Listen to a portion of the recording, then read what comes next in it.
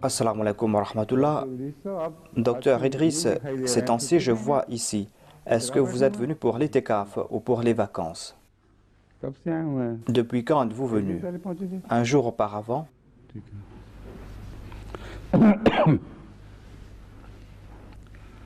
أعوذ بالله من الشيطان الرجيم بسم الله الرحمن الرحيم إنما التوبة على الذين يعملون السوء بجهالة ثم يتوبون من قريب فأولئك يتوب الله عليهم وكان الله عليما حكيما وليست التوبة للذين يعملون السيئات حتى إذا حضر أحدهم الموت قال إني تبت الآن ولا بل الذين يموتون وهم كفار أولئك أعتدنا لهم عذابا أليما.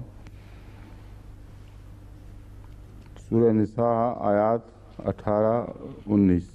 C'était les versets 18 et 19 du chapitre 4 du Saint-Coran de la sourate An-Nisa. Puisqu'on a évoqué le sujet du repentir dans ces deux versets, c'est pour cette raison que j'ai présenté ces versets en même temps. Et je vais vous présenter certains faits qui méritent notre attention à ce sujet. Il est dit dans ce verset « Alladhina ya'maluna su'a bi jahalatin ». Les différents exégètes ont expliqué le terme jahala, c'est-à-dire quel est le sens du terme jahala. Ensuite, il est dit yatubuna min qarib.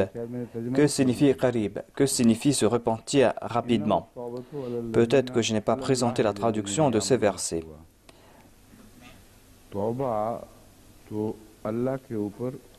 Il est dit que Allah doit pardonner ces personnes, ou ces personnes ont le droit d'être pardonnées par Dieu.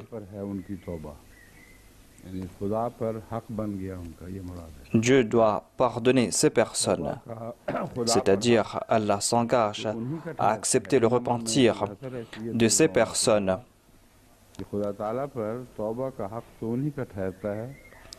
En vérité, Allah s'engage à n'accepter le repentir que de ceux qui font le mal par ignorance.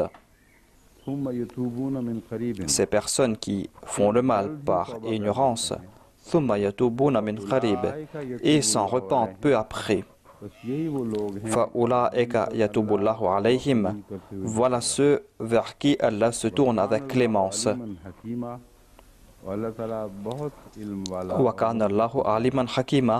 Et Allah est omniscient et il est sage. Ensuite, il est dit dans le deuxième verset, il n'y a pas d'acceptation de repentir pour ceux qui continuent à faire le mal, jusqu'à ce que la mort se présente à l'un d'entre eux.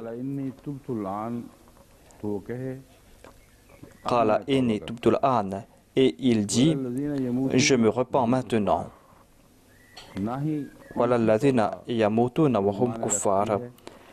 Et le repentir de ceux qui meurent mécréants ne sera pas accepté non plus.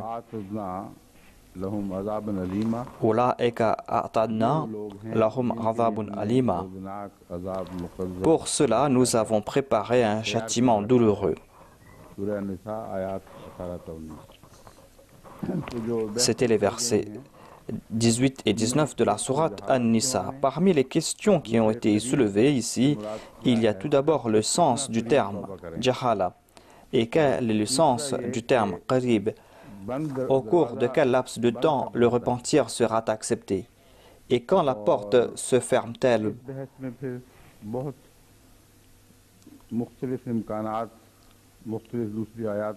Il y a plusieurs possibilités qui nous ont été présentées et il y a d'autres versets qui sont là pour nous présenter cela.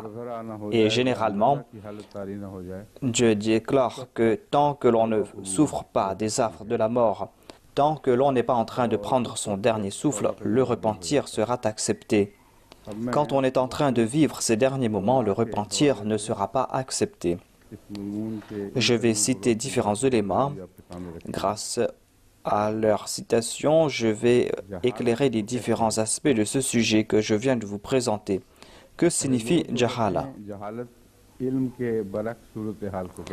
Les lexiques signifient que jahala est le contraire de la connaissance, c'est-à-dire commettre de tels péchés en n'ayant pas connaissance du fait que ce sont là des péchés. Voilà le premier sens du terme jahala. Les lexiques ont présenté un autre sens, et cela veut dire se comporter en tant qu'ignorant face à quelqu'un. Il n'est pas question ici de manque de connaissance. Cela signifie se comporter de manière malséante en ayant connaissance que c'est le droit de quelqu'un et ne pas accorder à l'autre son droit et être injuste envers lui. Voilà un autre sens du terme jahal. Il y a un vers d'un poème arabe qui nous présente cela. Quel est ce poème? Demande le calife.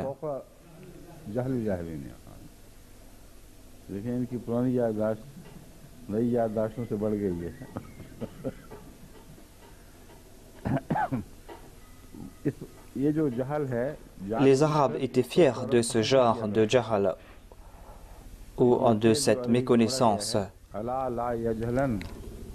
Dans les vers de ce poème, il est dit que personne ne se comporte envers nous de manière inappropriée, que personne ne se comporte envers nous de manière inappropriée, sinon nous allons répondre avec une plus grande ignorance.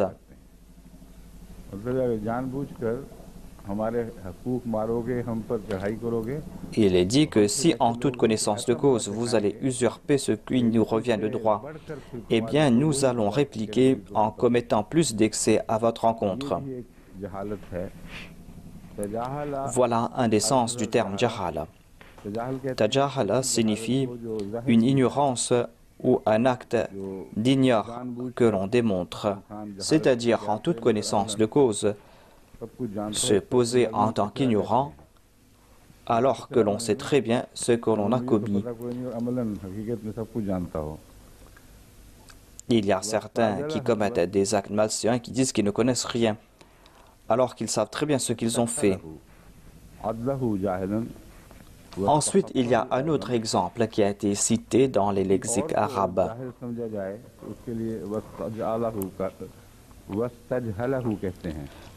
Wastaj'alahu signifie considérer un autre comme ignorant. Jahala signifie accomplir une action sans connaissance de cause ou commettre une action par ignorance. On qualifie cette action de jahala. Et la jahiliya ou la période de la jahiliya signifie l'état des Arabes avant l'avènement de l'islam. Cela concerne la période avant l'avènement de l'islam. Cette période est appelée la période de la jahiliya. Les ténèbres dans lesquelles les Arabes s'étaient empêtrés étaient appelées la jahiliya. Le dictionnaire Mufradat a défini 3 types de jahala. Il y a tout d'abord le fait qu'on n'ait pas connaissance à propos d'une chose. Voilà le premier sens du terme jahala. Cela concerne ceux qui sont illettrés, ceux qui n'ont aucune connaissance, ceux qui sont dénués de tout type de connaissance. Voilà ces personnes qui représentent l'ignorance.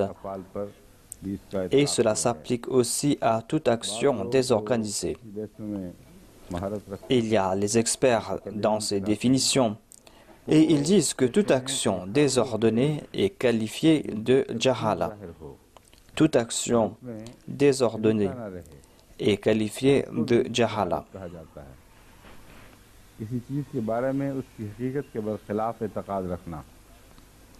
Ce terme signifie aussi avoir une croyance contraire à la réalité d'un fait ou d'une chose.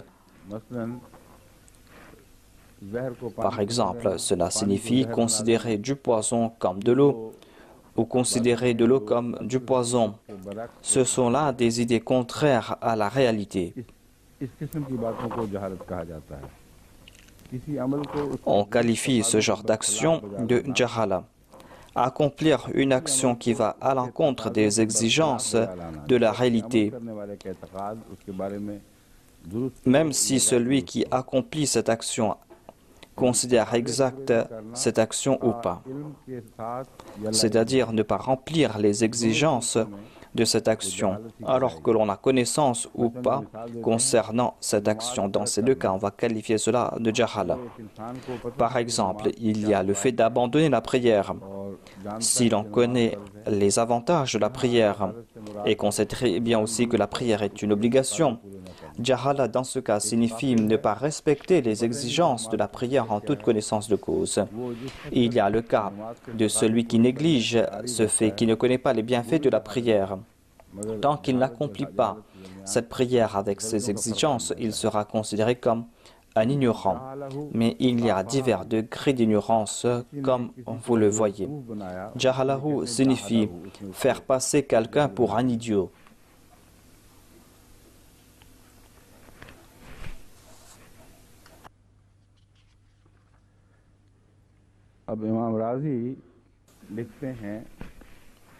L'imam Razi a déclaré qu'une action contraire à l'obéissance est une forme d'ignorance. L'imam Razi a réuni tous ces versets du Saint-Coran dans lesquels l'on trouve mention du terme jahala. Moi aussi, j'ai pensé réunir tous ces versets afin que l'on puisse comprendre le sens de ce terme selon le Saint-Coran.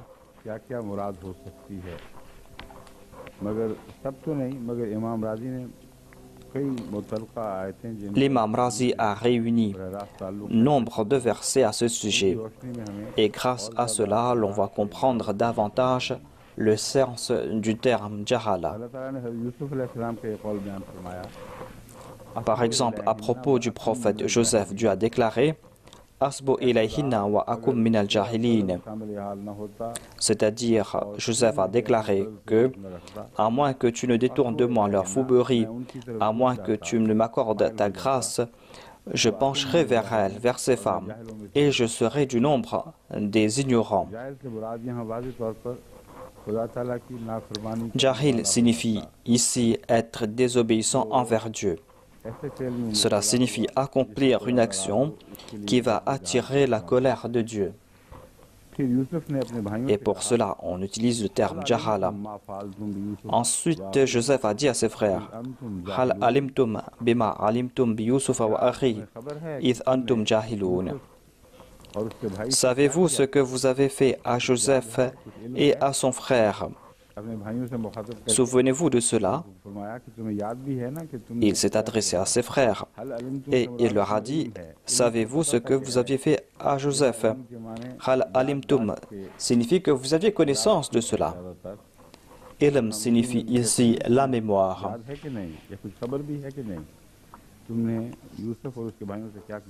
Tout comme on le dit dans la langue ourdou. Et ici, il a dit savez-vous ce que vous aviez fait? Id antum jahilun. Ici, le terme jahala ne prouve pas l'innocence des frères de Joseph, mais il voulait tout simplement dire que vous étiez injuste. Vous n'avez pas respecté les exigences de la vérité et vous avez commis cette action infâme en toute connaissance de cause.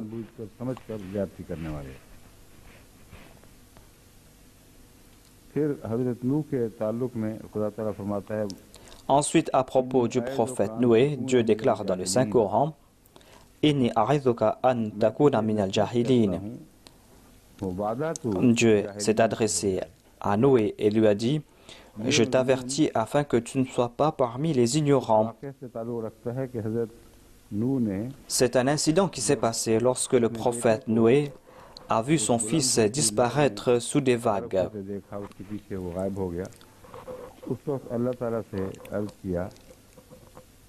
Le prophète Noé s'est adressé à Dieu.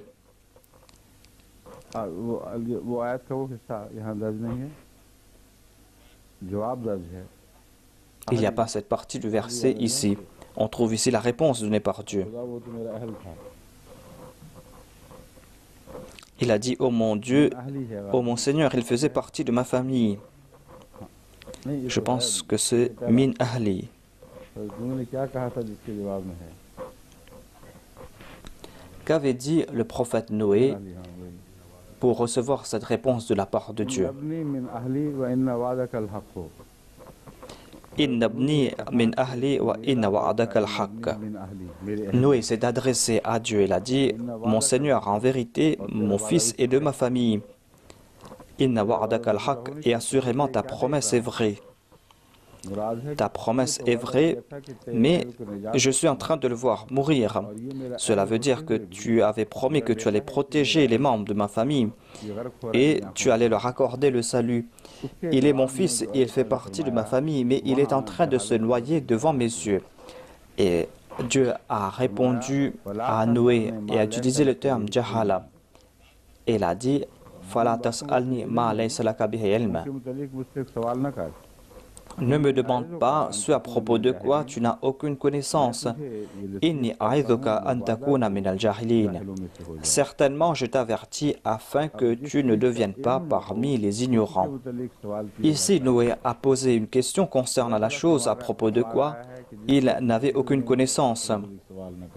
Dieu lui dit que tu ne dois pas poser des questions concernant les choses que tu ne connais pas. Cela veut dire qu'il y a certaines choses qu'il est préférable de cacher. Et c'est une certitude qu'il ne faisait pas partie des membres de ta famille. Il n'était pas un membre de la famille de Noé, on ne sait pas dans quel sens. Il se peut qu'il était un fief et pécheur et que le père n'en avait aucune connaissance. Il peut y avoir d'autres aspects aussi, afin de ne pas blesser les sentiments du prophète Noé et afin qu'il ne souffre pas en ayant connaissance de tous les détails. C'est pour cela que Dieu a dit que tu es en train de poser des questions, mais cette question va aller à l'encontre de tes avantages. Si tu poses des questions alors que tu ne sais pas quelle sera la réponse qui te sera donnée, cette réponse pourra te blesser. Ainsi, ne pose pas de telles questions. Attention que tu ne sois parmi les ignorants. Jahala signifie ceux qui accomplissent des actions qui vont à l'encontre de leurs avantages. Ensuite, il y a un verset à propos du prophète Moïse concernant la vache.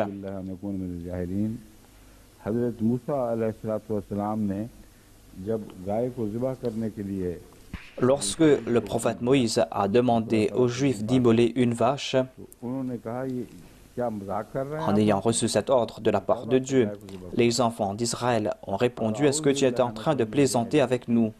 Pourquoi est-ce que tu nous demandes de sacrifier cette vache ?»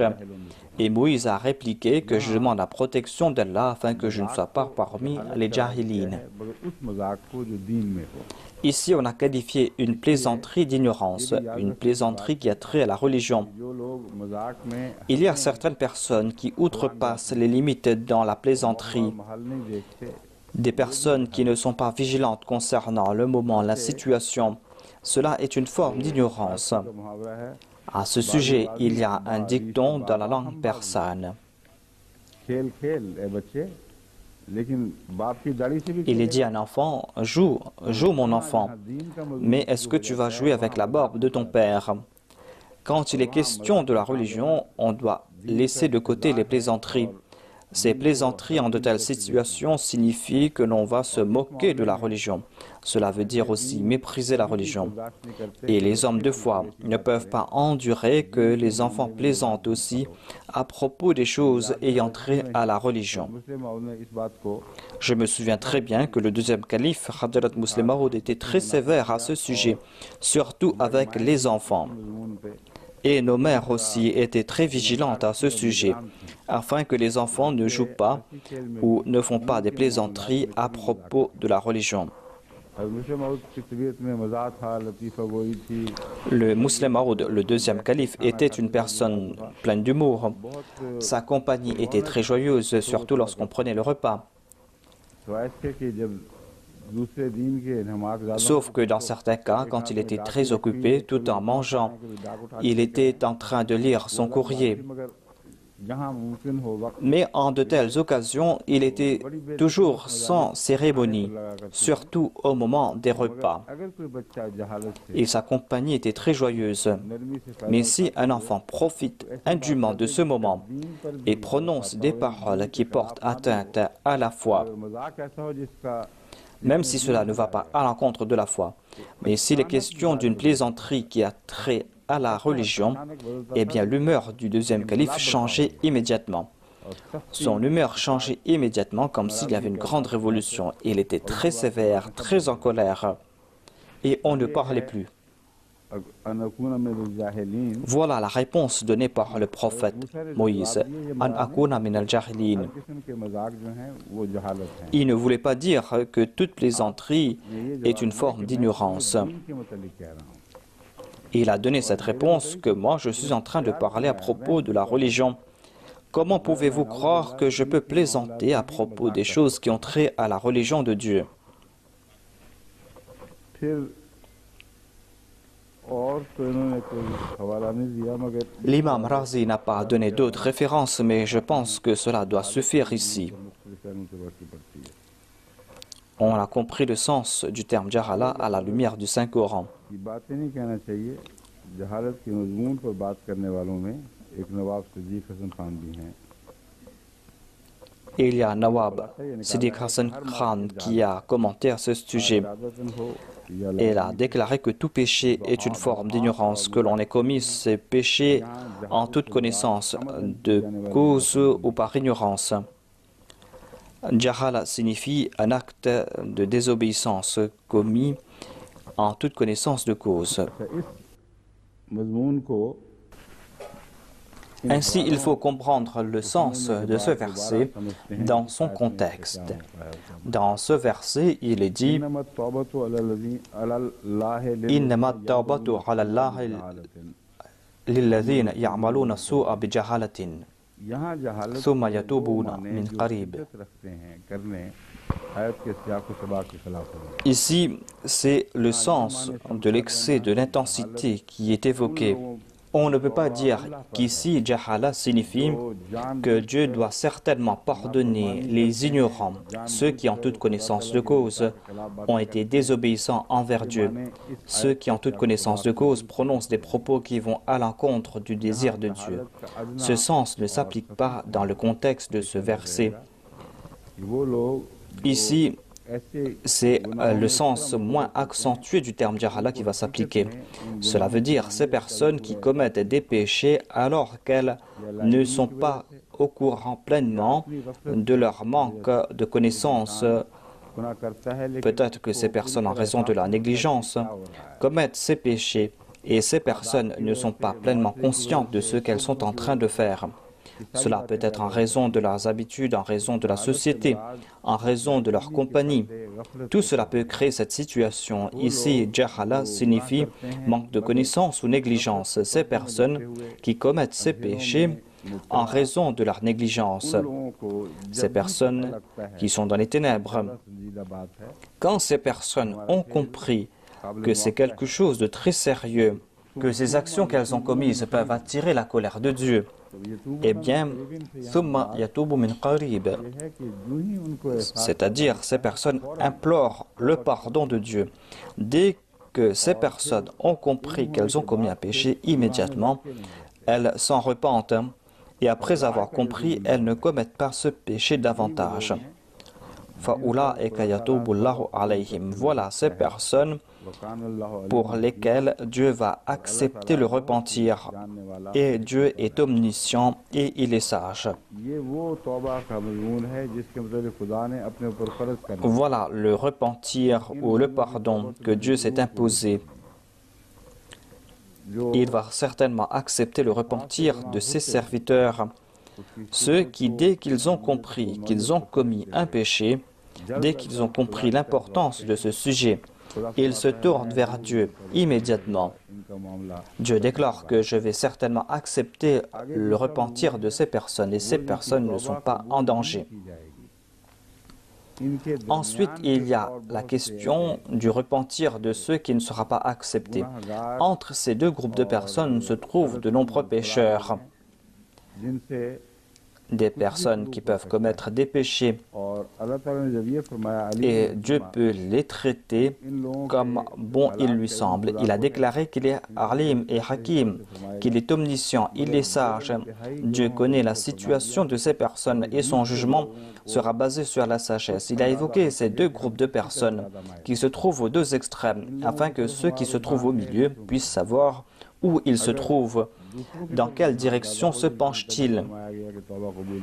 S'il se penche davantage dans la direction de ceux dont le repentir ne sera pas accepté, alors ces personnes sont en danger. Et s'ils meurent dans cet état, eh bien, il se peut qu'ils aient passé leur vie dans le péché. Et il se peut qu'au moment de la mort, la porte du repentir sera fermée pour elle. Comme j'ai dit auparavant, l'état de l'homme change tout le temps. L'homme ne se trouve jamais dans un état où il est stagnant. Le temps est en perpétuel mouvement et le mouvement du temps est lié aux actions de l'homme. S'il n'y a pas d'action et s'il n'y a pas de changement, cela veut dire qu'il n'y a pas de changement dans le temps. Cela veut dire que le temps s'est arrêté. Là où il n'y a pas de changement, il y a la mort. Avec la mort, l'horloge de l'homme s'arrête. Les événements externes qui ont une relation avec l'homme ont une relation avec les actions de l'homme et l'horloge. Le temps s'arrête pour celui qui s'arrête et cela ne peut pas se faire. Ainsi, toute personne qui vit est en train de bouger dans une direction quelconque, soit qu'il est en train de gravir, soit qu'il est en train de descendre. On nous a expliqué ces deux extrêmes, ces deux faits. Il y a tout d'abord le voyage vers le haut et on trouve aussi mention du précipice dans lequel l'on tombe. Celui qui se trouve au milieu doit voir dans quelle direction est-il en train de partir. Est-ce que vous possédez les habitudes de ceux qui ont été évoqués en premier, ceux à propos de qui le repentir sera accepté? Ou êtes-vous enclin vers ceux à propos de qui il n'y aura pas de repentir? Ces deux versets nous présentent un sujet très important. C'est très important, en particulier au cours de ces derniers jours du mois béni du Ramadan. Si on n'était pas vigilant à ce sujet, on doit l'être maintenant. Il y a le repentir de ceux qui ne seront pas considérés par Dieu. Dieu déclare que le repentir n'est pas repentir. Je vais expliquer quelque chose davantage. Certains exégètes veulent faire croire que Dieu n'aura pas pitié de telles personnes. Cela ne veut pas dire que la porte du pardon sera fermée pour ces personnes. Ce sont deux sujets complètement différents. Quand le repentir a été accepté par Dieu, c'est que l'on a reçu cette garantie de la part de Dieu. On reçoit cette garantie que l'on est hors de danger. On a cette garantie de la part de Dieu. Mais il y a aussi ceux qui sont sans protection. On trouve mention de cela ici. Cela ne veut pas dire que toute personne qui meurt dans cet état sera certainement châtiée par Dieu. Ce sujet est complètement différent que du sujet du pardon, le pardon divin qui est incommensurable. Et il y aura certains qui seront pardonnés par Dieu. Certains seront pardonnés sans qu'il n'ait de compte à rendre. Mais Allah sait très bien quelles étaient les actions qu'avaient accomplies ces personnes, des actions qui ont plu à Dieu. Allah connaît certains faits. Lui seul connaît la sagesse derrière. Si Dieu le désire, il peut leur accorder son pardon. Le pardon existe pour tout, sauf pour les polythéistes, comme il est dit dans un verset. Ici, ce verset concerne tout le monde, hormis les polythéistes. Certains exégètes ont été trompés en croyant que dans ce verset, il est dit que certainement ceux dont le repentir n'a pas été accepté iront en enfer. Et ils ont lié ce verset avec les polythéistes. Ils croient que Dieu a déclaré dans le Saint-Coran que je peux pardonner tout péché si je le désire, sauf le polythéisme. Et on dirait qu'ici, ces gens ne seront pas pardonnés. Ainsi, ils n'ont pas compris ce verset et ont tiré une autre conclusion.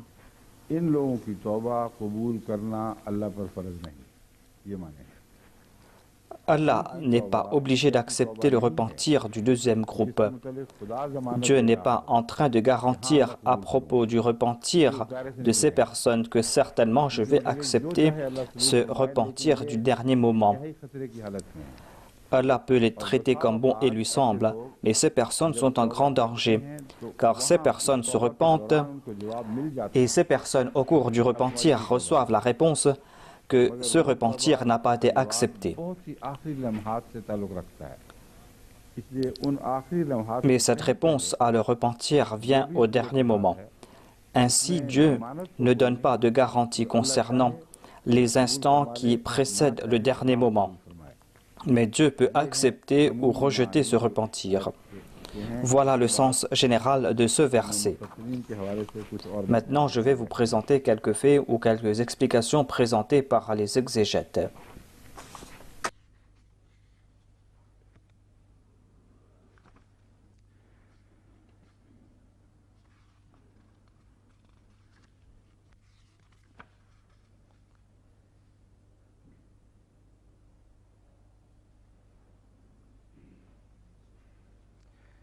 Abu आलिया से मरवी है कहते हैं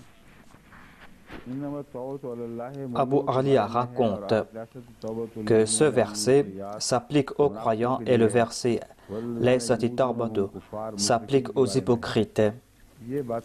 Et le verset Walladina yamutuna wa hum kufar, ce verset s'applique aux polythéistes.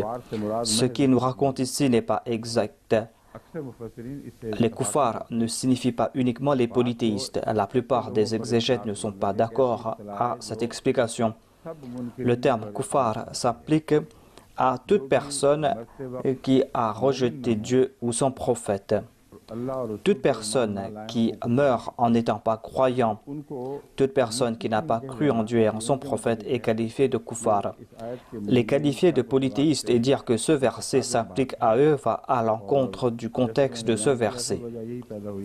Ces personnes ont cru cela tout simplement parce que ces exégètes ont cru que certainement ceux dont le repentir n'a pas été accepté iront en enfer. Il n'y a pas de relation entre ces deux points.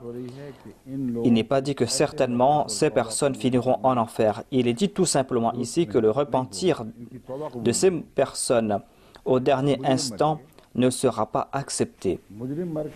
Ces personnes mourront en étant coupables. Ces personnes seront présentées en tant que telles devant Dieu en tant que coupables. Et cela ne veut pas dire qu'ils seront privés du pardon de Dieu. Le pardon divin existe. Et si le pardon existe sur terre, cela signifie qu'il y aura le pardon dans l'au-delà. Cela concerne ceux qui décèdent en étant pécheurs sur terre. Leur cas est entre les mains de Dieu.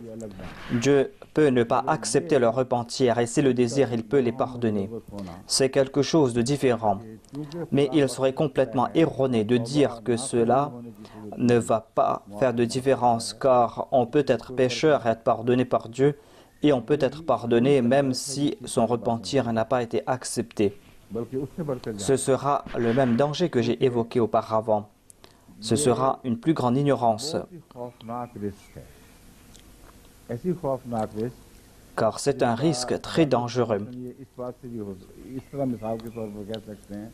C'est comme l'exemple de quelqu'un qui est tombé de très haut mais qui n'a pas été blessé.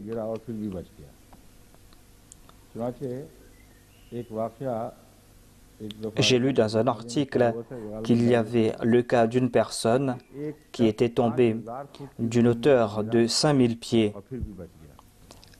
Mais cette personne était saine et sauve lorsqu'elle a touché la terre. En fait, cette personne survolait une forêt et elle est tombée sur des arbres dont les branches ont amorti sa chute.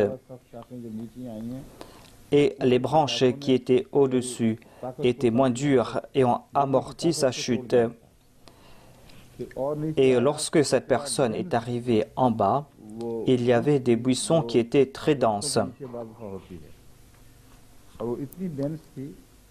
Et ces buissons très denses ont ralenti sa chute.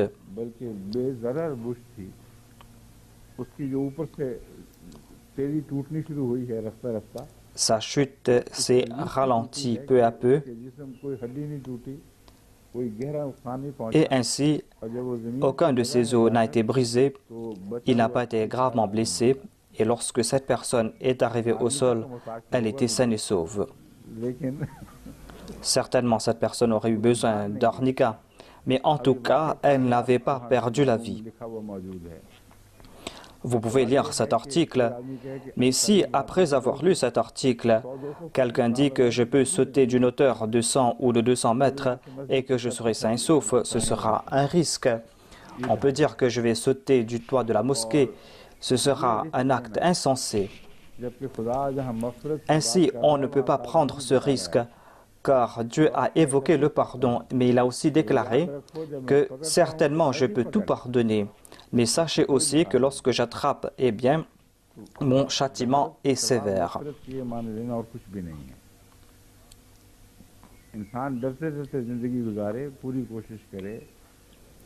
Ainsi, en tant que croyant, on doit vivre dans la peur. On doit vivre dans la peur de commettre des péchés. S'il y a des manquements, l'on ne doit pas désespérer quand même. C'est là un autre sujet. Mais on ne doit pas s'entêter à commettre des péchés en disant que Dieu va certainement pardonner. Ce n'est pas quelque chose d'acceptable. Allama Al-Faiz Al-Kashani a commenté sur ce verset.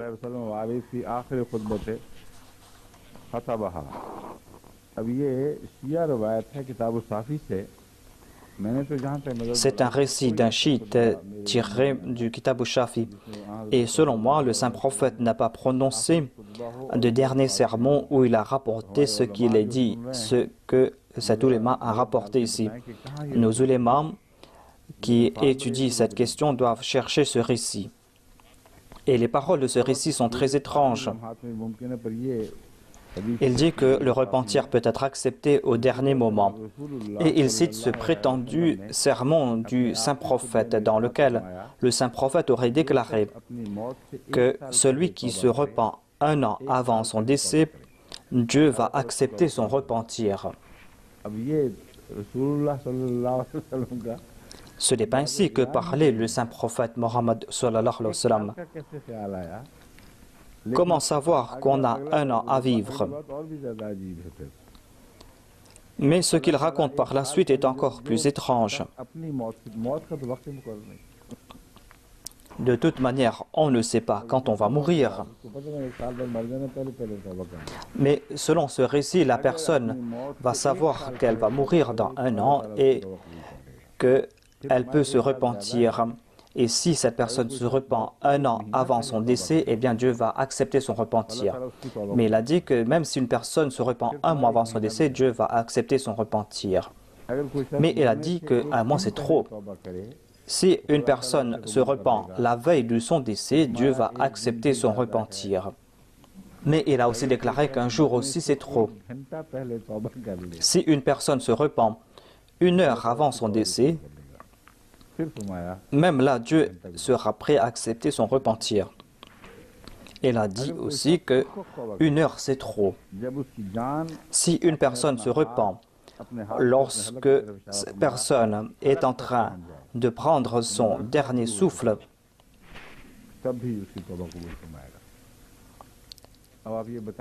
même dans ce cas, son repentir sera accepté. Ce sont des récits, des hadiths fabriqués de toutes pièces qui contredisent le Saint-Coran, qui sont en contradiction avec la personne du Saint-Prophète Mohammed. Et on est en train de présenter cela comme des hadiths, alors que Dieu déclare dans le Saint-Coran que celui qui se repent au dernier moment, son repentir ne sera pas accepté. Le repentir de celui qui est sur le point de mourir ne sera pas accepté.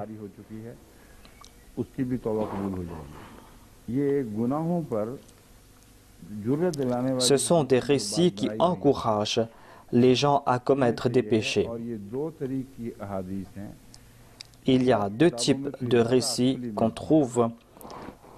On en trouve beaucoup dans les ouvrages des chiites. को मान लो Ils disent que vous serez pardonné, que vous n'avez aucun souci à vous faire, que vous n'avez qu'à accepter Hadrat Ali, que vous devez accepter les aïmmans, et cela suffit. Et parmi les sunnites, ils n'ont pas compris le sens de l'intercession. रसूलुल्लाह सल्लल्लाहु अलैहि वसल्लम की उम्मत में से काफी Ils disent que, puisque vous êtes dans la communauté du Saint-Prophète, eh bien, le Saint-Prophète est l'intercesseur. Vous pouvez commettre tout acte infâme. बाजारों में Vous pouvez commettre des actes infâmes à l'égard des femmes, des enfants. यही की जश्न Vous pouvez commettre tout acte infâme. Même au cours du Ramadan, tout est permis parce que vous êtes le serviteur du Saint-Prophète, Mohammed paix soit lui. Vous êtes le serviteur du Saint-Prophète, il est l'intercesseur et c'est pour cette raison que vous serez pardonné. Ahmadiyyat के हवाले से ये लेक्चर दिया Certains ulémas ont dit la même chose à propos de l'Ahmadiyya. Ils disent aux autres musulmans que si vous avez rejeté l'Ahmadiyya, si vous rejetez Hadrat Mirza Ghulam Ahmad, दूसरा गुनाह जो तुमसे रोक eh bien, tous vos péchés seront pardonnés. ये छोटे गुनाह हैं इसलिए बिल्कुल फिक्र न करो तुम्हारे Ce sont des petits péchés. Vous serez pardonnés, on va intercéder en votre faveur. Mais si vous accomplissez des bonnes œuvres tout au long de votre vie, et si vous avez accepté Mirza Ghulam Ahmad en tant que prophète, eh bien, vous serez privé de vos bonnes œuvres, la porte du repentir sera fermée pour vous. जो कुरान के मज़ामीन Ainsi, ces ulémas sont en train de jouer avec les enseignements du Saint-Coran. Tout cela va à l'encontre de ce que nous dit le Saint-Coran. C'est contraire aux actions du Saint-Prophète. तौबा का जहाँ C'est pour cette raison qu'il est important de comprendre le sujet du repentir. असल वही है कि इंसान Le repentir sera accepté lorsqu'on sera en état de l'accomplir. ये ठीक Le repentir signifie que l'homme doit être conscient des actions qu'il est en train d'accomplir. Il doit savoir que ces actions sont inappropriées. S'il se repent à cet instant, en étant conscient, ce repentir sera accepté. La conscience diffère dans le cas de chacun. Certains peuvent commettre des actions blâmables de manière répétée. Ces personnes sont injustes envers leurs enfants, leurs épouses, envers les autres. Et ces personnes pensent que c'est quelque chose d'ordinaire et ne comprennent pas. Mais lorsqu'on secoue ces personnes, c'est là qu'elles ouvrent les yeux. चुनाचे मुझे अपने Et c'est là que ces personnes commencent à se repentir. J'en ai fait l'expérience à propos de mes sermons. Certaines personnes disent que lorsque nous avons écouté votre sermon, nous avons compris pour la première fois qui nous sommes réellement. आज तक नहीं था Nous étions injustes envers nos épouses, nos enfants, mais nous n'avions pas compris cela. Maintenant, nous nous repentons sincèrement et nous n'allons pas commettre pareille action. Voilà le sens de min qarib, और शऊर की बेदारी के साथ ही c'est-à-dire il faut être pleinement conscient, être éveillé. हम कैसी Lorsque ces personnes comprennent, फिर यूं ही उन पर eh bien, ces personnes se repentent dès qu'elles ont compris cela, dès qu'elles ont vu la lumière. उनकी तौबा तो खुदा ने अपने Et Allah a décrété qu'il doit certainement accepter le repentir de telles personnes. बहसें जो हैं ये Ces récits qui concernent le dernier moment de la vie ou le dernier souffle sont très étranges, जब तुम्हें बुलाए alors qu'il y a d'autres versets du Saint-Coran. Le Saint-Coran déclare que lorsque la mort va vous frapper, lorsque vous serez appelé devant Dieu, quand vous allez dire à Dieu de vous accorder l'occasion encore une fois et de vous retourner sur terre pour que vous puissiez accomplir de bonnes œuvres, eh bien ce sera un mensonge de votre part. Allah déclare que même si je vous envoie, vous allez accomplir ces mauvaises actions, vous allez répéter la même chose, vous allez répéter ces péchés que vous commettiez auparavant. बाद लोग गुनाहगार ये कहेंगे Certains pécheurs vont dire au jour de la résurrection, ô notre Seigneur, envoie-nous de nouveau sur terre et nous allons accomplir de bonnes œuvres. La réponse de la part de Dieu est que cela est impossible. Je ne peux pas vous envoyer sur terre et même si vous retournez sur terre, vous allez commettre les mêmes actions infâmes. Il est important de comprendre cette philosophie de base, à savoir que Dieu donne l'ordre de faire mourir quelqu'un quand une personne est arrivée dans une situation que si la mort frappe cette personne, ou si la mort ne frappe pas cette personne ne va cesser de commettre ses actions. La mort est là pour arrêter ses actions. Mais si la mort ne frappait pas ces personnes n'auraient pas cessé d'accomplir ces actions qu'elles répétaient. C'est pour cette raison que le châtiment sera long. S'il n'en était pas ainsi, eh bien le châtiment n'aurait pas été aussi long. Certains peuvent dire que nous avons commis des péchés au cours de 30 ans de notre vie et Dieu nous a frappés de la mort.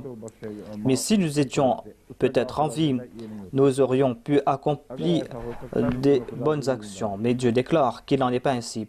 Même si Dieu vous accordait la vie, eh bien vous n'aurez pas cessé de commettre ces péchés. Cet état de péché est devenu permanent. C'est pour cette raison que Dieu vous a frappé de la mort. Si l'on va attendre que cette période permanente se termine pour que l'on soit châtié, eh bien cette période va perdurer. Dès que s'arrête cet état permanent, va débuter le châtiment, mais l'éternité va faire face à l'éternité. Pour voir l'état permanent d'une personne, on aura besoin de toute l'éternité. C'est pour cette raison que Dieu accorde très peu de temps. Et cette personne est châtiée parce que cette personne s'est fixée. Cette personne ne cesse de commettre des péchés et ne va cesser de commettre des péchés. Mais Dieu accordera aussi sa miséricorde à ceux qui vivent en compagnie des pécheurs. Puisque ces personnes vivent dans une vie pécheresse, puisqu'ils sont victimes des autres, si ces pécheurs méritent le châtiment éternel, mais si on les laisse vivre éternellement pour une longue période sur la terre, si ces personnes vivent par exemple 10 millions d'années, eh bien, les personnes vertueuses auraient complètement disparu sur la terre parce que ces infâmes allaient cibler ces personnes vertueuses et ainsi Dieu aurait détruit des innocents. Regardez l'exemple des prophètes. Des fois, le châtiment frappe rapidement, promptement, et des fois, le châtiment tarde à venir. Mais ce châtiment vient à un moment où ceux qui sont cruels, les criminels et les pécheurs, n'ont pas les moyens d'enlever les personnes vertueuses. Si les pécheurs vivaient pour une plus longue période, ils l'auraient fait. C'est pour cette raison que vous devez comprendre que le repentir est en relation avec la vie de l'homme. Et cela a trait à un état permanent de l'homme. Si dans votre repentir, vous vous retournez vers les bonnes œuvres, eh bien vous allez arrêter cet état permanent. C'est-à-dire, vous avez quitté le péché et vous vous êtes tourné vers les bonnes œuvres. Et si vous faites en sorte que cet état de vertu soit permanent, vous aurez le paradis permanent. Et la mort va vous frapper quand, aux yeux de Dieu, vous avez commencé à accomplir de bonnes œuvres de manière permanente. Et c'est un sujet contraire à ce qui a été dit auparavant. Il est dit dans ce verset que ceux qui meurent en étant des kuffars, il y a ces personnes qui se sont fixées dans la mécréance. Dieu sait très bien que s'il leur accorde du répit, ces personnes ne vont cesser d'accomplir les mêmes actions. Et quand ils passent par de tels états, c'est là que Dieu leur donne la mort. Et il y a ceux qui accomplissent de bonnes œuvres de manière permanente. Et Dieu a répété cette prière pour nous. Watawaffana mal abrar. Fasse que nous soyons dans la mort avec ceux qui, auprès de toi, sont ceux qui accomplissent de bonnes œuvres. Et quand on va mourir en tant que personne vertueuse. Le paradis permanent est quelque chose d'évident pour ces personnes. Si ces personnes vivaient là des millions d'années, ces personnes n'auraient cessé d'accomplir de bonnes œuvres. Dieu a arrêté cette période d'action et c'est là une miséricorde de sa part. Sinon, la récompense n'allait pas débuter. C'est une miséricorde de la part de Dieu que ces personnes soient récompensées rapidement et que débute cette période de récompense. C'est une miséricorde de Dieu que Dieu fasse que cette période s'arrête. Car les vertueux doivent passer par de grandes difficultés et les bonnes œuvres requièrent des efforts. Lorsque Dieu comprend que ces personnes sont fermes dans l'accomplissement de bonnes œuvres, c'est là que s'arrête cette période et Dieu peut leur accorder de par sa grâce une longue vie afin que ces personnes accomplissent de bonnes œuvres. C'est là un autre sujet. Si quelqu'un va se réformer par la suite, eh bien Dieu lui accorde une longue vie. Dieu ne lui accorde pas une longue vie pour que cette personne commette davantage de péchés. Mais Dieu sait très bien que viendra un moment lorsque cette personne va se corriger. Cette personne va se repentir par la suite. Il y a en son fort intérieur cet état qui n'a pas encore porté ses fruits. En dépit de ses péchés, celui-ci va avoir une longue vie afin que cette personne puisse se transformer. Et soudainement, cette personne commence à accomplir de bonnes œuvres. Les gens pensent que tout cela s'est fait soudainement, mais ce n'est pas vrai. On trouve mention par exemple de cette prostituée qui a vu un chien qui mourait de soif. L'eau se trouvait là, au fond d'un puits, et le chien ne pouvait pas atteindre l'eau. Et cette prostituée a enlevé sa chaussure, en a fait sortir de l'eau de ce puits et en a offert au chien. Et Dieu a pardonné les péchés de cette femme. On peut dire qu'elle a commis des péchés tout au long de sa vie et elle a commis ces crimes, mais elle a été pardonnée parce qu'elle a apaisé la soif d'un chien. Tout cela est tout à fait faux, cela va à l'encontre de la psychologie humaine. Ces bonnes œuvres existaient en son cœur, en dépit de ses péchés. C'était une branche verdoyante. Il y avait cette sympathie pour l'humanité, pour les créatures de Dieu. Voilà l'action que Dieu a regardée, et c'est pour cette raison que Dieu a pardonné à cette femme. Et Dieu n'a pas déclaré qu'il l'a fait mourir sur le champ. Aurait débuté par la suite une période de repentir au cours de sa vie. Et cette vertu qui existait en son fort intérieur comme une branche verdoyante, en dépit de ses actions contraires, eh bien, cet état de vertu a transformé sa vie. C'est un sujet très subtil, mais cela ne veut pas dire que soudainement Dieu a accompli une action contraire. Parce que Dieu a déclaré qu'il est omniscient, il est sage. Il sait très bien ce que cette personne va accomplir. Il connaît quelles sont les exigences de la sagesse.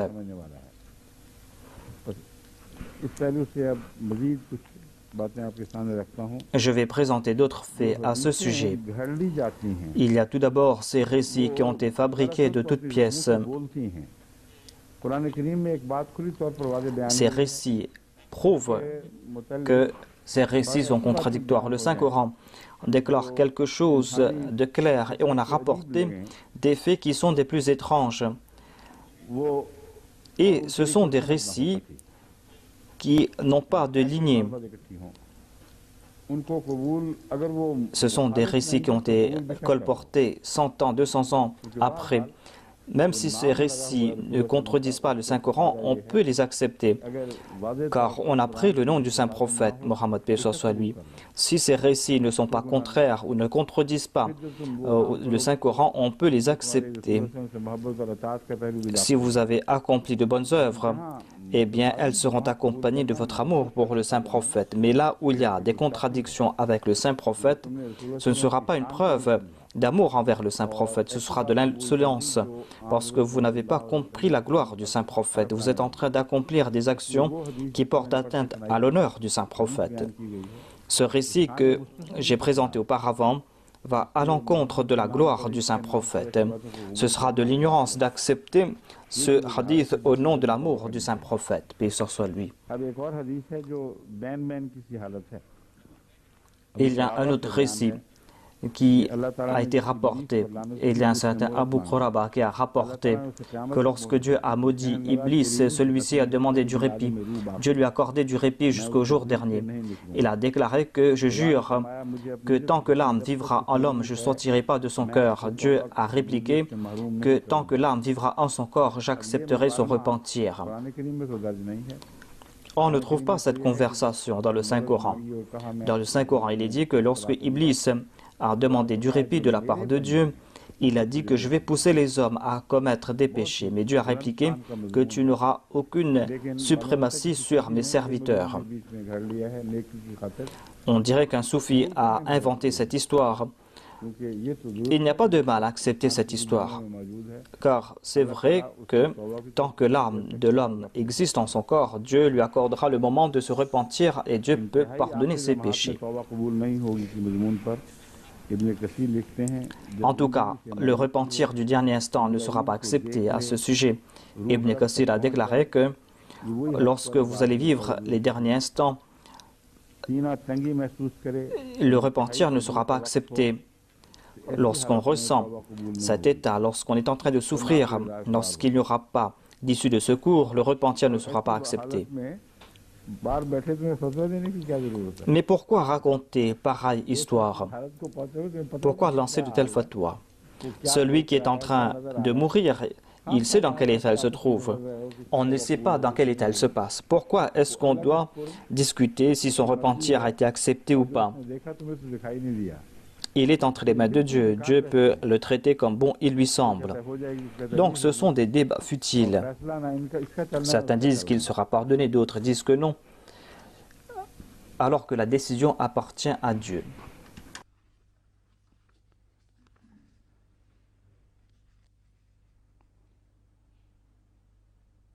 आगे कहते हैं आखिरी लम्हात में भी कबूलियत तौबा एक रूह परवर मुकालमा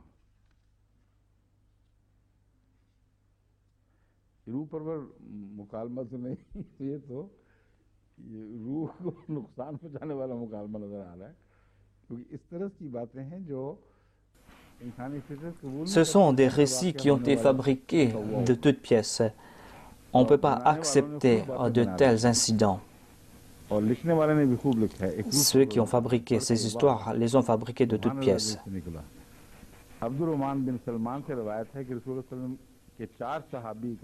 Abdurrahman bin Salman rapporte que 4 compagnons du Saint-Prophète s'étaient réunis.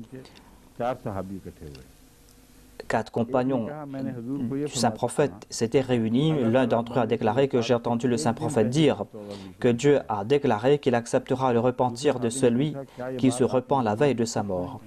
Le deuxième lui a dit, est-ce que tu as entendu cela du Saint-Prophète directement? Le premier a répliqué oui. Et le deuxième a dit que j'ai entendu le Saint-Prophète dire que Dieu a déclaré qu'il acceptera le repentir de celui qui se repent une demi-journée avant sa mort.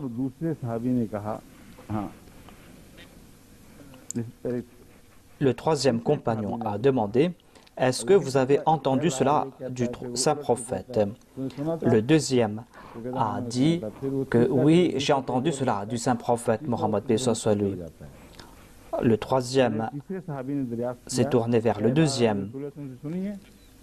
Il lui a dit, est-ce que vous avez entendu cela du Saint-Prophète? Et le deuxième a répliqué, oui, j'ai entendu cela du Saint-Prophète. Et le troisième a dit que moi j'ai entendu le Saint-Prophète déclarer que celui qui se repent 1 heure ou 2 heures avant son décès sera pardonné par Dieu. Et c'est là que le quatrième a demandé au troisième, est-ce que vous avez entendu cela du Saint-Prophète? Et l'autre a dit oui. Le quatrième a répliqué que j'ai entendu le Saint-Prophète dire que Dieu acceptera le repentir de celui qui va se repentir à l'instant qui précédera sa mort. Le Saint-Coran soutient que le repentir pourra être accepté. Le repentir de celui qui sait très bien qu'il est sur le point de mourir. Lorsqu'il sait qu'il est sur le point de mourir, eh bien son repentir de cet instant ne sera pas accepté.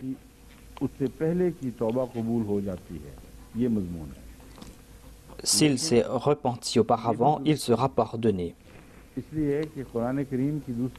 Mais cela n'est pas vrai non plus, car dans un autre verset du Saint-Coran et dans d'autres récits, ces récits et ces hadiths nous font comprendre que ce n'est pas là un commandement général. Il y a par exemple Pharaon. Par exemple, lorsque Pharaon était sur le point de se noyer, est-ce qu'il était au cours de ce dernier moment de sa mort? Il ne pouvait pas parler avec Dieu en cet instant. Il a dit que si tu me donnes la vie, eh bien, je vais croire dans Moïse, dans le Dieu de Moïse et dans le Dieu d'Aaron et dans Aaron. Et je serai parmi les croyants. Et Dieu lui a demandé, est-ce que c'est le moment? Cela fait comprendre qu'il n'était pas sur le point de mourir. La porte du repentir se ferme à l'instant qui précède la mort. Et il est dit dans le Saint-Coran que lorsque le châtiment frappe une personne qui est sur le point d'être châtiée, il n'y aura pas de repentir pour lui. Quand le châtiment frappe, il n'y aura pas de repentir. Ces peuples qui sont frappés du châtiment, des fois, ils disparaissent à l'instant même. Ces personnes n'ont même pas le temps de réfléchir. Mais lorsque la loi attrape quelqu'un, eh bien, on n'accepte pas son repentir. On trouve mention de cela dans les versets précédents. Il est dit que s'il y a des coupables, s'il y a deux hommes qui sont coupables d'indécence, il est dit que si ces personnes se repentent et se réforment, ces personnes seront pardonnées. Cela ne veut pas dire que dès que l'on attrape ces coupables et qu'ils disent que nous nous repentons, ils doivent être pardonnés sur le champ. S'il en est ainsi, eh bien, le sujet des crimes et des délits sera sens dessus-dessous dans le monde. Le Saint-Coran a déjà déclaré ouvertement que tant que le coupable n'a pas été attrapé, vous n'avez pas le droit de le punir. Mais s'il a été attrapé, vous ne devez pas le laisser partir. Si vous avez attrapé le coupable, eh bien, il n'y aura pas de pitié pour cette personne. Dieu vous donne la permission d'avoir pitié pour cette personne tant que la porte sera ouverte, selon le Saint-Coran. Ainsi, quand on a attrapé deux hommes coupables d'indécence, si ces personnes se repentent et s'ils se réforment, cela ne veut pas dire qu'on ne doit pas les châtier immédiatement. Cela veut dire qu'il n'y aura pas de châtiment pour ces personnes.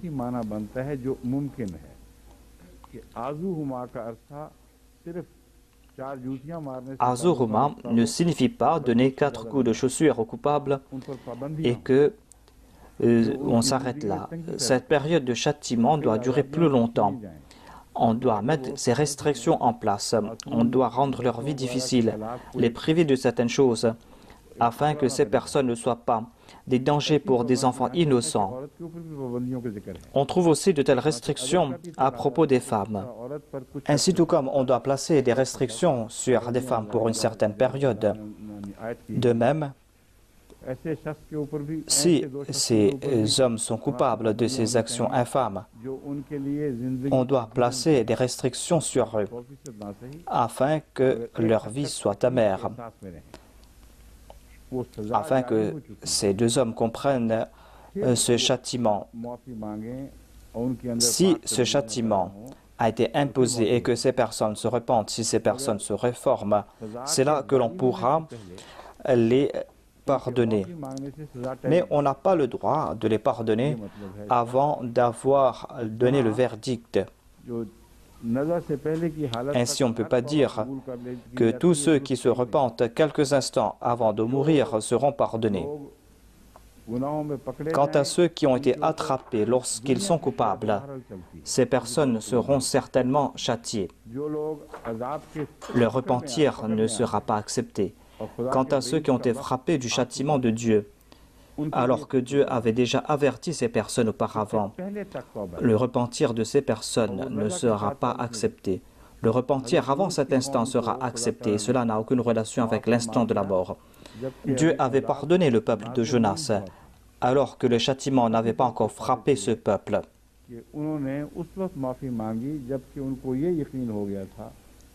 Ils ont demandé pardon quand ils ont compris que le prophète Jonas était vrai. Et puisqu'il était vrai, c'est pour cette raison que ces avertissements sont vrais.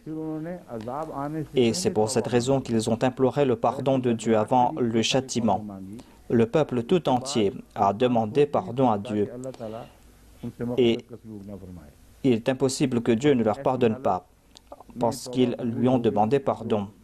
Ainsi, cette situation n'a aucune relation avec l'instant de la mort et le fait de demander pardon à ce moment qui précède la mort. Ainsi, ces récits qui sont apparemment attirants, mais qui ne peuvent pas corroborer ce que nous dit le Saint-Coran, on doit rejeter de tels récits.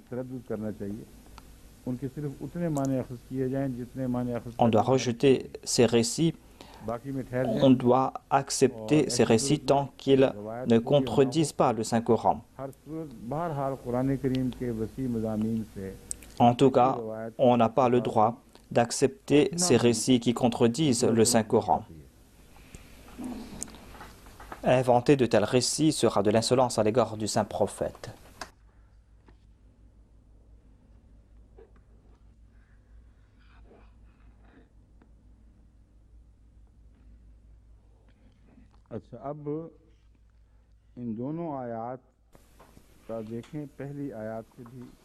Maintenant, nous allons voir la relation entre ces deux versets et les versets précédents.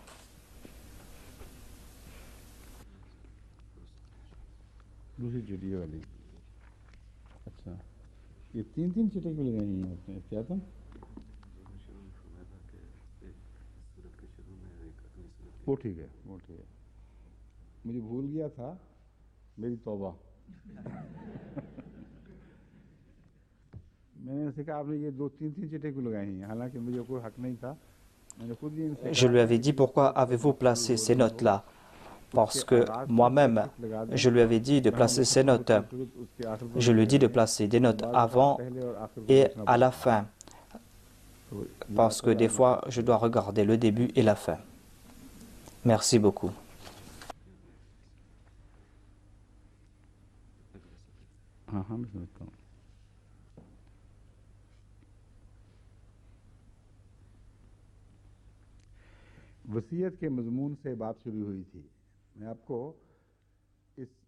J'avais parlé à propos du wasiya.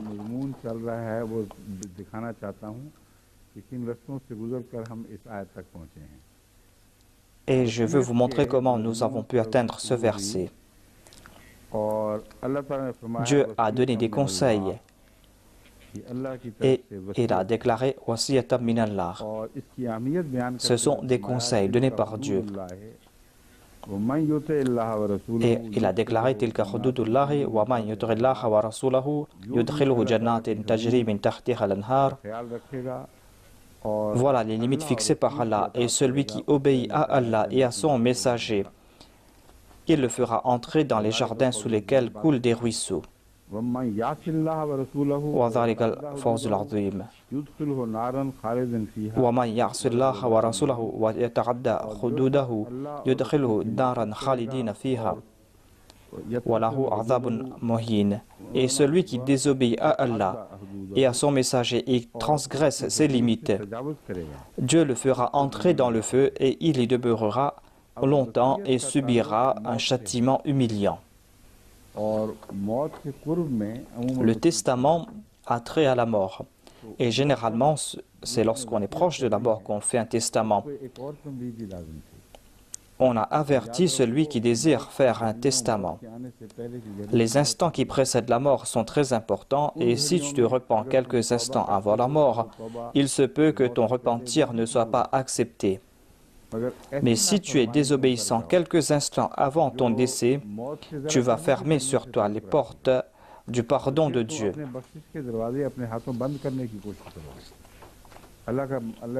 Dieu peut te pardonner ou te châtier. Mais toi-même, tu vas fermer la porte du pardon sur toi. Lorsque vous faites un testament, vous devez faire preuve de taqwa, dit Allah. Ne faites pas de tels testaments qui pourront attirer la colère de Dieu. car la porte du repentir va se refermer bientôt. Ensuite, il a dit, après cela,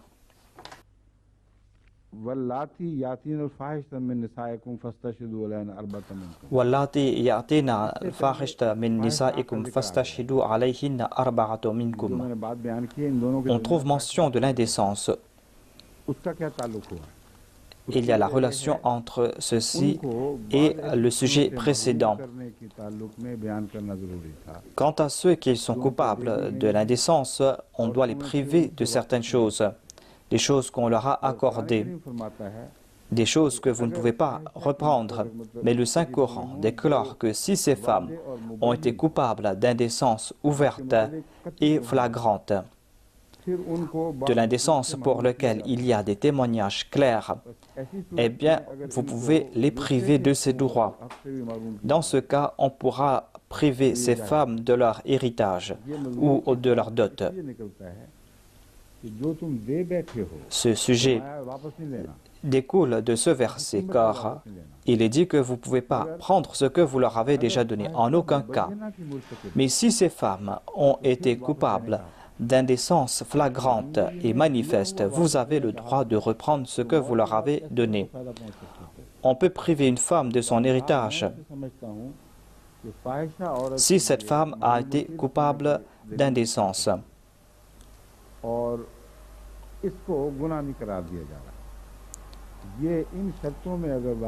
Et ce ne sera pas un péché. Si ces conditions sont réunies, eh bien, on ne va pas outrepasser les limites fixées par Allah. Et on trouve mention de deux hommes qui sont coupables de ces actes indécents. Ensuite, il est dit « Innamat tawbatu ». Donc, je suis en train de vous montrer l'ordre de ces versets. Par la suite, il est dit « Innamat tawbatu ala Allahi lilladhina ya'maluna su'a bi jahalatin ». Dieu s'est fixé l'ordre d'accepter le pardon de ceux qui commettent des péchés par ignorance, alors qu'ils ne sont pas conscients de leurs péchés.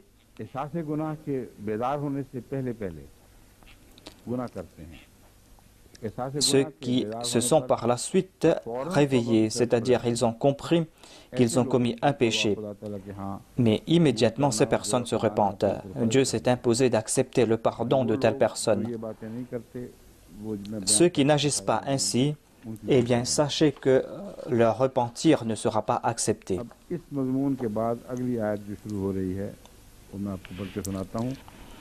Je vais maintenant vous présenter les versets suivants afin que vous puissiez vous rappeler de la relation entre ces versets.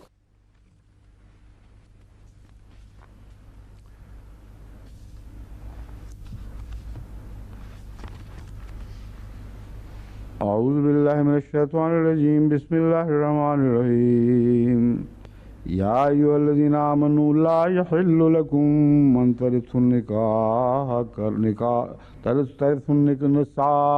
كرها لا يحل لكم أن ترثوا النساء كرها ولا تعضلوهن لتذهبوا ببعض ما آتيتموهن إلا أن يأتين بفاحشة مبينة وعاشروهن بالمعروف فإن كرهتموهن فعسى أن تكرهوا شيئا ويجعل الله فيه خيرا كثيرا. इस आयत के मज़मून को मैंने ये जो तौबा वाले मज़मून है इससे पहले बयान कर दिया था गलती से. ये जो आयत है ये इसके बाद आ रही है. Ces versets ont été mentionnés après les versets où l'on trouve mention du repentir et expliquent le sens du repentir, à savoir là où il y aura des péchés, eh bien il est dit que Dieu va accepter le repentir de certains. Et Dieu déclare que la porte du repentir se ferme avec la mort. Et Dieu évoque aussi certains faits concernant les testaments. Il y a deux faits supplémentaires qui n'ont pas été évoqués auparavant. Il dit Ya ayyuhalladhina amanu la yahillu lakum an tarithun nisaa karha. Ô vous qui croyez, il ne vous est pas permis d'hériter des femmes contre leur gré.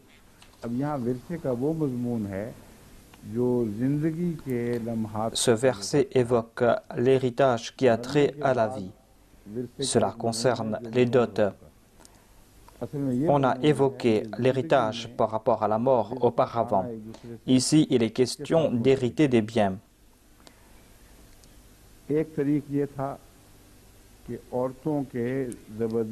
Il y avait une méthode qu'on utilisait auparavant pour hériter des femmes contre leur gré. Je vais mentionner cela par la suite. Ensuite, il est dit que vous ne devez pas non plus retenir ces femmes injustement de force afin de leur dérober une partie de ce que vous leur avez donné. Il ne faut pas les contraindre à vivre dans l'ignominie afin qu'elles soient contraintes de vous retourner tout ce dont vous leur aviez donné. C'est-à-dire, vous leur avez déjà donné leur dot, mais que vous désirez abandonner ces femmes, mais que vous ne les abandonnez pas, mais que vous rendez leur vie difficile. Il ne vous est pas permis d'agir ainsi, afin qu'elles vous retournent la dot que vous leur avez donnée. Ou si vous ne leur avez pas encore donné leur dot, eh bien, elles vont dire que ce n'est pas la peine de donner la dot. Cela concerne ce que vous avez déjà donné à ces femmes ou ce que vous aviez promis de leur donner. Il y a un seul cas, à moins qu'elle ne soit rendue coupable d'un acte indécent flagrant. On a déjà expliqué le sens de l'indécence flagrante. Flagrant ne signifie pas ce que vous avez défini comme tel. Flagrant signifie que cela a été commis au grand jour. Cela signifie aussi ce qui vous a été expliqué clairement. Cet acte indécent qui vous a été expliqué clairement. Et pour soutenir cela, il faut qu'il y ait 4 témoins. Et la justice doit rendre son verdict. On ne présente pas soi-même 4 témoins. Voilà la conclusion tirée par d'autres exégètes. À savoir que, pour certaines affaires, vous n'avez pas le droit d'être à la fois les accusateurs, partie prenante et juge. S'il est question de témoignage, eh bien, si vous avez accusé quelqu'un, vous devez présenter 4 témoins pour soutenir votre accusation. Il y a différentes traditions dans différents pays pour juger ces différends. Il y a des règles coutumières dans chaque pays pour rendre des jugements. On en trouve dans des peuples. En tout cas, le verdict sera rendu par la société et ce ne sera pas votre verdict à vous. Ici, cela ne veut pas dire que l'on peut accuser quelqu'un d'avoir commis un acte indécent pour lui priver de ses biens. Ensuite, il est dit « Vous devez vivre avec elle avec bienveillance ». Quelle est la relation entre cela et l'indécence flagrante?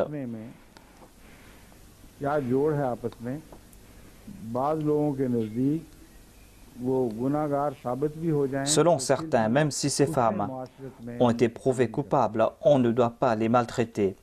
Au contraire, on doit vivre avec ces femmes avec bienveillance. Voilà un des sens. Ensuite,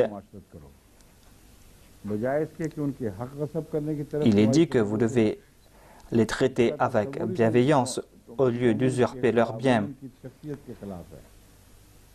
Cela va à l'encontre des pensées des croyants. Dieu vous recommande d'être bienveillant envers elles et de les traiter justement. Vous devez leur donner ce qui leur revient des droits. Et vous devez aussi faire des sacrifices et vous ne devez pas les traiter injustement.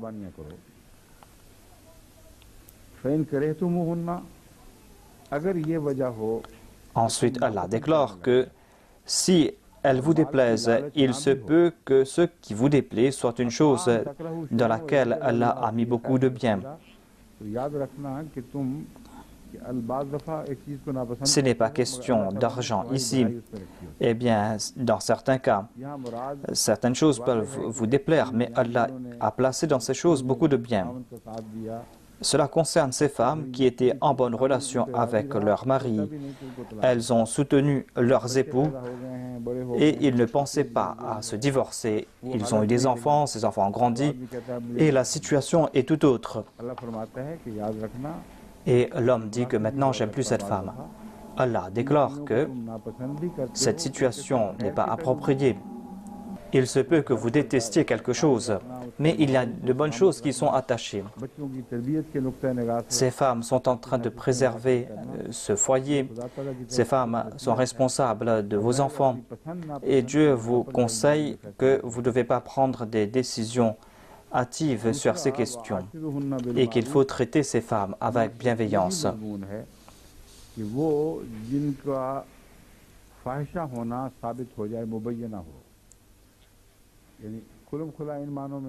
Et lorsqu'on a prouvé que certaines femmes ont commis de l'indécence, Mubayyina signifie quelque chose qui a été prouvé. Vous devez maintenir ces femmes à la maison. Il n'y a pas d'autre loi concernant ces femmes. Si vous allez les maintenir à la maison, vous ne devez pas les traiter durement en disant qu'elles sont des prisonnières et que vous pouvez les traiter comme bon il vous semble, que vous pouvez les traiter comme des chiens, pas comme des chiens du Royaume-Uni, car les chiens d'ici sont très honorés. Je parle des chiens du Pakistan et de l'Inde. Ce sont des femmes et elles sont sous votre responsabilité. Tant qu'elles sont sous votre responsabilité, vous devez les traiter avec bienveillance. Ce verset est en train de rejeter ce concept de prisonnière. Il faut traiter ces femmes avec bienveillance. Et les traiter avec bienveillance, même s'il a été prouvé qu'elles ont commis des actes indécents et que vous êtes responsable. C'est un ordre général en islam. Les esclaves ne sont pas libres. Mais à ce propos, le saint prophète, paix soit lui, a déclaré que vous devez nourrir ces esclaves avec ce que vous mangez, vous devez les vêtir avec ce que vous portez. Et vous ne devez pas leur donner des tâches que vous-même vous détestez, des tâches qui sont trop difficiles à accomplir. Il a donné de tels enseignements qu'il serait difficile de faire la différence entre le maître et l'esclave, comme si l'esclave et le maître, tous deux, ont le même droit et qu'ils sont égaux.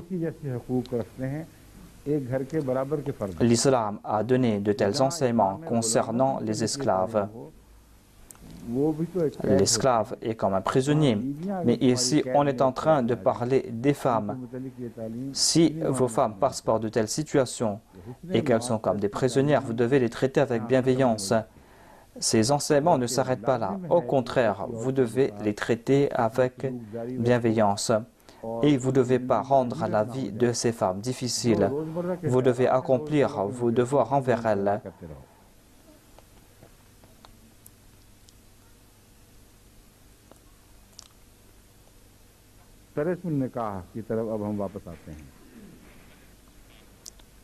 Ensuite, nous allons nous tourner vers Tarithun Nikah. Il y a le deuxième aspect concernant l'héritage des femmes, ce qui se passe après leur décès. Que se passait-il à l'époque du saint prophète ou avant son avènement?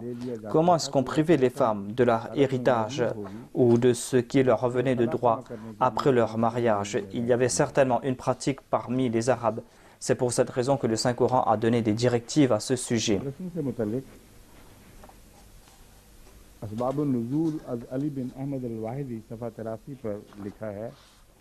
Dans le livre Asbab al-Nuzul, à la page 83, il est rapporté ceci. Les auteurs de ce livre Asbab al-Nuzul ont rapporté tout ce que les exégètes ont dit à propos de la révélation d'un verset. Et on rapporte qu'avant l'avènement de l'islam, lorsqu'un homme mourait, le fils de cet homme, qui était né d'un deuxième mariage, prenait son manteau ou ses vêtements et posait sur la première épouse de son père, ou un autre parent du défunt agissait ainsi.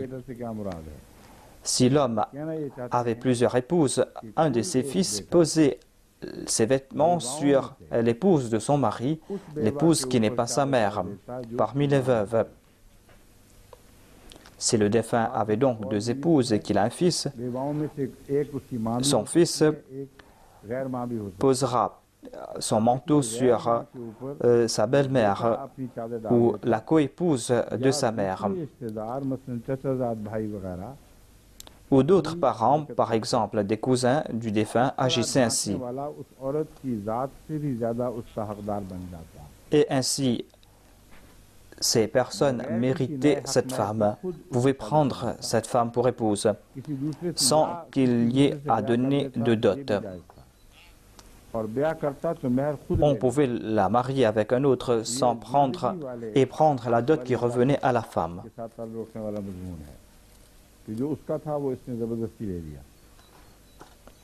C'est-à-dire le parent du défunt a pris la dot qui revenait à la veuve du défunt.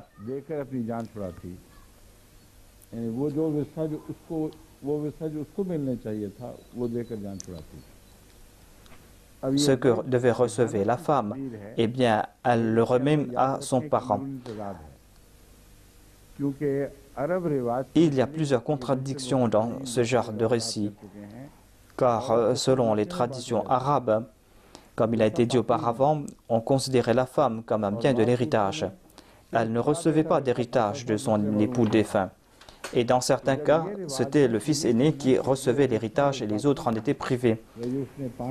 Ainsi, on ne peut pas dire qu'elle était privée de l'héritage et qu'il lui revenait de droit.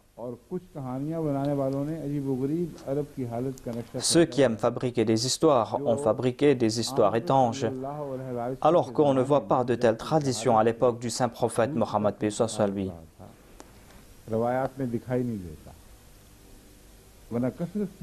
On ne trouve pas pareil récit. Sinon, les gens auraient commis de telles actions.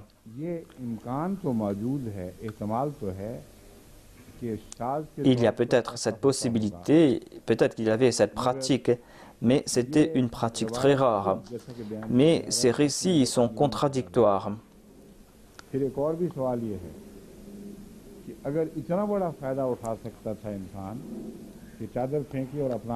Si quelqu'un pouvait profiter ainsi de la situation, envoyer son manteau sur la femme et la prendre, eh bien, les gens ne se seraient pas tournés vers le défunt. Tout le monde se serait couru dans la direction de ces femmes. Et celui qui jettera son manteau en premier aurait pris cette femme pour épouse et aurait pris ses biens. Ce ne sont pas des choses que l'on peut accepter. Et les gens seraient là pour attendre, comme pour une chaise musicale. On aurait attendu que la personne meure pour courir vers ces femmes.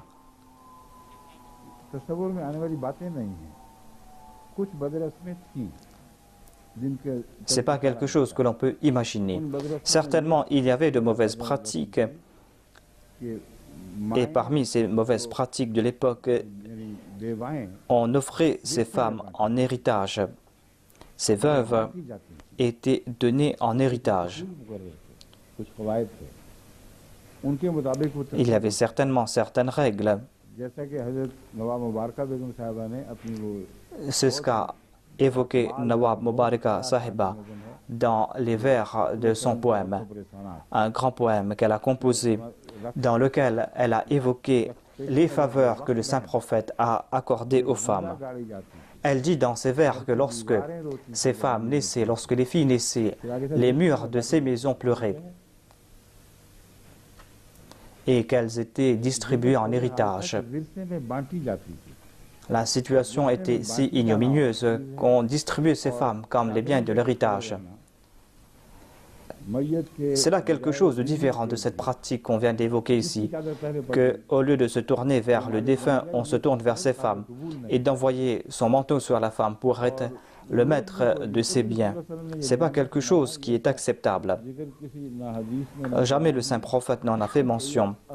On ne trouve pas cela dans d'autres récits et dans le Saint-Coran. C'est une histoire qui a été fabriquée de toutes pièces. C'est ainsi qu'on ne peut pas lier cela avec ce verset. Ici, il est dit que vous n'avez pas le droit d'hériter de ces femmes contre leur gré. Cela veut dire que vous n'avez pas le droit de vous marier à elles contre leur gré.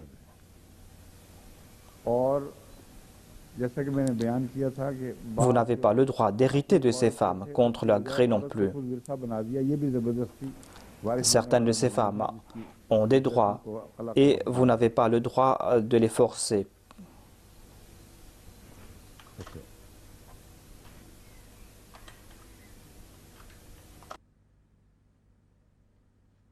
बहुत सी रिवायतें ऐसी हैं जिनमें कुछ और इशारे हैं कि क्या होता होगा, लेकिन लफ्ज़ ताज़िलूहुन्ना Il y a d'autres récits, mais il y a le terme tardiluhunna. Je crois que je vais m'arrêter ici. सोच रहा हूँ कि यहाँ उन्वान लगा हुआ है ला ताज़िलूहुन्ना, हालांकि आयत कुरानी में ताज़ुलूहुन्ना है। Le verset est tardiluhunna. तो ताज़िलू किस तरह बन गया, ये लिखने में गलती हुई होगी। बाहर ये बातें इंशाल्लाह बाकी मामूली सी चंद Il y a peut-être une erreur ici. कल इंशाल्लाह पेश कर दूंगा या परसों। Il y a quelques points supplémentaires que je vais mentionner demain ou après-demain. Et le secrétaire privé me dit d'une voix ensommeillée qu'il est temps de m'arrêter. Et moi, j'ai pitié de lui. Assalamu alaikum wa rahmatullah.